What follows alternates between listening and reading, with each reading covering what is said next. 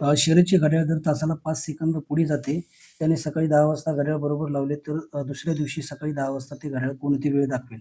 Option समोर येतं. आता अगोदर काय करायचं, शर्यतीचे घड्याळ जर तासाला 5 सेकंद पुढे जाते. इथं युनिट म्हणालो मी, सकाळचं युनिट. त्याने सकाळी 10 वाजता नाही का, बघा इथे 10 वाजता, परंतु सकाळी युनिट आहे, सकाळ. युनिट म्हणालो, लक्षात राहू दे. आपल्याला ट्रिक कशी असणार याची. दुसऱ्या दिवशी सकाळीच विचारले. बघा दुसऱ्या दिवशी 10 वाजता सकाळी विचारले, म्हणजे दोघांचं युनिट संध्याकाळ वगैरे दिलेलं नाही, सकाळच युनिट आहे. आणि नाही का टायमिंग बी सेम आहे.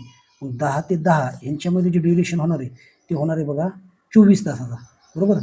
सकाळ सकाळ युनिट असेल तर नाही का 24 तासाचं ड्युरेशन होणार आहे. त्यांनी सांगितलं एका तासाला 5 सेकंद पुढे जाते, म्हणजे 24 तासाला किती, 24 गुणिले 5 करा. 24 पंचे किती असतं रे, 120 सेकंद नाही का ते पुढे जाणार आहे घड्याळ. 120 सेकंद. 120 सेकंद म्हणजे किती मिनिट असते, 2 मिनिट. तो 120ला 2 बघा, म्हणजे 2 मिनिट असते.